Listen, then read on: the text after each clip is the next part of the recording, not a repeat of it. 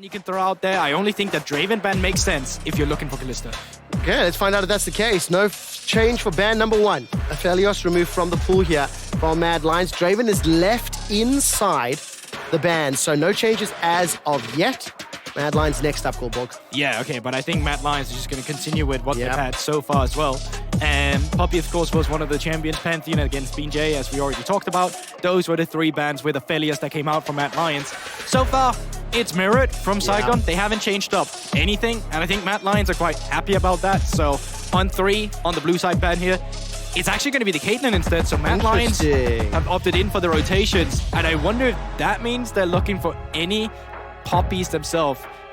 Bans just get changed as well from the side of Saigon. You can see they've let open the Seraphine, banned the Silas. Silas removed, exactly like you mentioned. That Seraphine and Swain were instrumental in Mad Lions' first win. They're going to pivot that first pick as well. Last game was the Silas banned away, so now they've swapped to the Hecarim, and Shogun's got the misfortune already. Yeah, but now you're getting a mimic of the first time this team played around. If Mad Lions want to go for the same thing that happened back then you're going to lock in Seraphine and you're going to lock in the Gnar, because that's what happened the first time they played against each other. And what's that? That's the Seraphine. What's the third one? Oh, well, I'll have you know, that's a Gnar once again. Oh, great job, Goldborg. Fantastic. And will we see the full Salty run back? We won't. Sandra is a pivot this time around, and Froggy's going to lock that in. But again, it fits the style of play we've seen from them all tournaments. But that's interesting, because Lissandra is usually not one of the champions that you pick up just blind. It's quite often either a counter into a mid laner like the LeBlanc, or it's because you have a jungler you want to play for. But this time around, they just slam it in immediately. And while he can get the push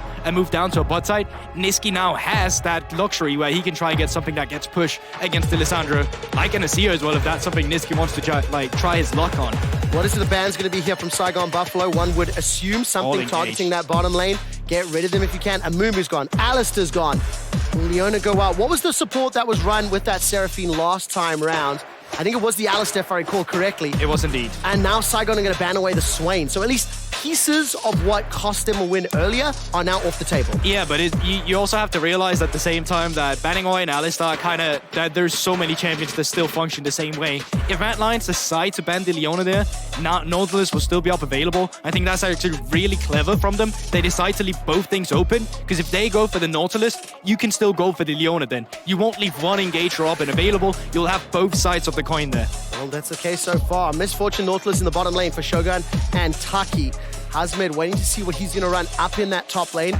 Is that tiny possibility? Ooh, that's good too. Could flex there, and Set could fit that initiation option that you've talked about. Managed to get that dunk, he's going to pivot away at the last second. So what are we looking for now? A Nisqy option into the Lissandra. So Nisqy option into Lissandra. I mean, you can go for control mages that fit the team fight composition if that's what you're looking for. You can even go in AD if that's really what you want to get ahead at. But I think the best thing to go for will still be that AP. Talia wouldn't honestly be too bad either if that's something Nisqy wants to default to. 2 games played, 100% win rate, 50% win rate, correction, it is locked in now. When I look throughout the entire season and year, this will be the 10th time that Nisqy has played Talia, and we have a Vayne top? That's a Vayne top! Yes, Goldborg, look up, Vayne top. What does this mean? That means he's getting reported, and I hate ranged top laners. Who locks in Vayne in the top lane? Now, this is a champion that, of course, can battle it up with Armwood in the top side. You win the trains. Gnar has really low range in the beginning. So does Vayne, but it's actually longer than the Gnar, so you can actually contest on the top side. So now Armwood is going to be struggling just a little bit. There's actually kill pressure both in the bot side and in the top lane. But at the same time, if you leave this Vayne out to dry and she doesn't get resources, it's a really easy pick to come around and gang once you hit that level 6. Oh, we have to watch. How does Saigon Buffalo enable Vayne top? We've had Teemo top, Garen top. That can create a point of attack for them if they want to get a little aggressive, but it's probably not going to amount to much. Zenith Blade underneath the tower, locked against the wall. 2 tower shots for Kaiser. Shogun down below 100 HP. Not going to be able to find the kill, and he escapes with his life. That's a big mistake. Ilyoya is also around the wall. The fact that there's a stacked wave and you're pushing into it, trading with it, that's really bad. Now Taki caught on the turret. Well, Yoya's going to step forward, devastating. Charge, teleport being channeled, forced to flash defensively. Below 100 hit points, first blood secured by Kaiser. 2 kills, bounce back for Saigon. That's the Mad Lions I know and love. Over-aggressive aggressive down towards that bot side, giving 2 kills over to Saigon Buffalo. Shogun now, it looked bad in the beginning, but a great teleport came through from Froggy to bail out his teammate. Both kills secured by the carries. Froggy 1-0 and Shogun 1-0-1. While the tower dive did net a kill for Kaiser, you have to highlight that it's the advantageous position for Saigon, and this is what you expected and wanted to see. BJ not only backing up Hazmed, if you push Ahmed away from the wave, he's already down 18 CS. Stepping forward, he's down a level already. So this Vayne, for the first 5 minutes, has been set up very well. Hazmed singly at the beginning, and now back up Buffalo build up to buy into that and feel like it can't be overcome by this team fight. We're going to hold out for just a second, as this is probably going to be a stacked up wave, and they can look here if they want to. Unforgiven does have teleport, but no mana. No, he's got the flash available to him though. Bramble Smash comes out, the high note will land. Zenith Blade throws Kaiser all the way forward, but that's not a kingly move. Flashes over the wall, Twisted Advance chased forward, Blast Cone backwards, and Kaiser will be taken out by Froggy. The 3rd kill of the game, 1,000 gold up. Here's the cracks in the Castle of Glass already showing now from Mad Lions. All of a sudden, there's a miscommunication. Spotted on the ward. Not enough support from Mad Lions. Ahmed's going to use that knob backwards, trying to trade. BJ's in. 2nd kill in the top lane. This time it goes to Hazmed. Yeah, and Ahmed gets desperation there, or desperate there. He defends from Unforgiven. Kaiser continues to roam, so lots of movement. Fantastic prediction from Taki. Flash, dredge line into Nature's Grasp, and you will not be forgiven. The 5th kill to Saigon Buffalo. Turret plates available as well. And despite the damage in the middle lane, Saigon accelerates that. Taki, no depth charge available to him, but instead, Hazmed is the target. He gets away from those threaded volleys. Aljoya's devastating charge backwards, and in a 2-on-1, he almost takes down Niski. Yeah, and what's the cost of that? Because you get 1 kill, now mid lane is being pushed in by Froggy. BJ's on the bot side, he can make his way to the level 6 and not.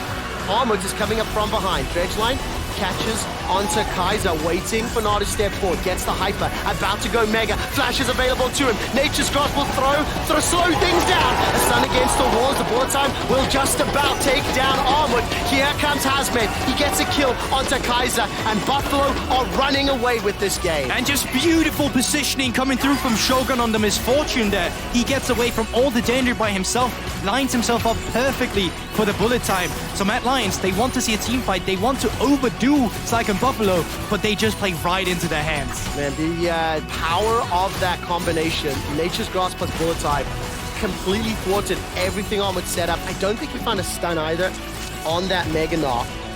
But all it is another team fight. Keep a close eye, look at your minimap, not coming up from the bottom. Yeah, that's the thing though, right? You can see that Mad Lions, they want to look for a team fight. If they can get 3 lined up against the wall here, that would be perfect. But what Shogun is doing instead, he's gonna give himself an opening. If they overextend, he's gonna be in a perfect spot. Ahmed had a position to try and stop the bullet time if he wanted to. He's gonna look for the big team fight, but the problem is that big team fight is in the middle of a lot of pain with the bullet time. So also, really want to commend just how Froggy's played this Lissandra. Unforgiven's gonna get taken out here. Hazmed tumbles his way to safety. The dredge line was beautiful! Double kill for top lane Vayne. Hazmed is popping off. You can't lock him down. You're going to be so much trouble. Oh yeah, I mean, there's so many people you need to lock down. One has to focus on Shogun, so when bullet time come out, you pretty much have to use the solo player to stop him immediately. So that's one engage tool away. Yeah. Now you have Misfortune CC, great. Maybe Talia can continue Hecarim on top. Yep. Who deals with the Vayne? Yep. Who deals with the Fed Vayne then? And that's the problem. Nature's Grasp come out. Oh, Glacial Path. That's going to be Kaiser locked into place. Ahmed's trying to stack up the Mega Gnar. Hazmed will be late to the party. No teleport available to him. The high note is flashed away from. Taki gets a great dredge line, and the encore will not do enough. The re-engage is great. Froggy, with the help of Shogun, get themselves yet another kill. The Unraveled Earth will dissuade the chase, and at 15 minutes... There is no way for Saigon to get back into the game. Now you take this game instead, where they have so many tools to start up the engages. You have a Nautilus, you have the Maokai, you have the Lissandra, and this time around, they're the team who's patient with it. They're the one who's waiting for the correct moment before they throw everything in there. They still have the Nautilus ult available, they still have the Lissandra ult available, and they wait until this moment to bust it all out, where Mad Lions just can't do anything. Niski's E even puts them away, not even back into the walls, so yeah, not looking good. And look at that expression from Alyoya. The Herald is dropped, and Niski's pushing the top lane. So cross map is at play, as well as the objective bounty. They did have a little ward on Alyoya was recalling, so they knew to go forward for a great hook. Very nicely done, Megan. I mean, he's been chunked with everything, and will go down. Throw everything in the kitchen sink at Armwood for the third time this game. He is dropped. BJ's Nature's God will force Mad Lions away at 17 minutes. The Rift Herald is taken down. Win lane, win game is the approach of Buffalo. Pretty much just want to get the resets, but what a great hook from Taki. He's been absolutely amazing on the Nautilus. I'm a little sad because I have Nautilus to end all the games on my pick'ems, but Taki, you know, he's really setting his team up in this situation. 1, 2, 3, secured. And once again, Nature's Grasp used to dissuade so many members together. Where is the engage? Oh, that's a good Solar Blade comes down. Onslaught of Shadows with a devastating charge.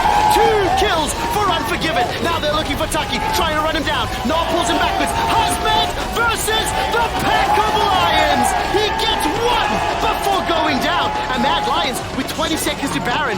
Do they fancy it? This is not a fast Baron team. Do they look for the objective bounties on the towers? Big blunder from Cyclone there, but absolutely huge ultimate by Kaiser, setting everything up. And that's the team composition, the death ball composition that we saw Mad Lions have success with the first time these two teams played against each other. But look at this all of that. They're begging for it. They're just saying, hit us. We dare you.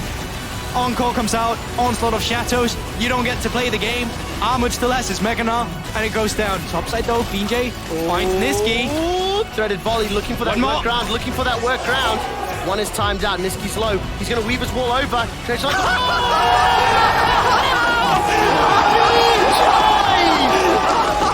That's amazing! They punish immediately, and now they're the one on Baron. 4 versus 5 situation. No mid laner for Mad Lions. No ultimate for Alyoya either. Unforgiven's got that encore available to him. Solar Flare into the Zenith. There's at least stopped the Baron for now. Omid's trying to stack up the Meganar. Saigon Buffalo, fire out the bullet time. Onslaught Shadow's coming up. Niski and no Weaver's Wall, no teleport. Baron secured by Buffaloes. And they extend that gold lead once again. 6,700 gold. Baron on 5 members. They're in a great position. They most certainly are, but this is also where the point, like, these inhibitors that lane, Shogun's now ushered the minions forward. Baron times out in 15. Inhibitor in the middle lane, secured, dredge line, sidestepped. Saigon, get 1, get 2.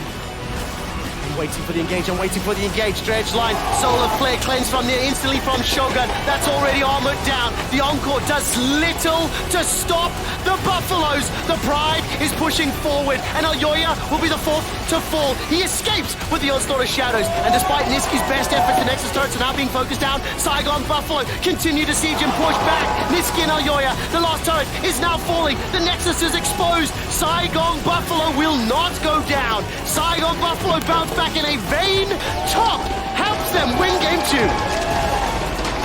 24 minutes.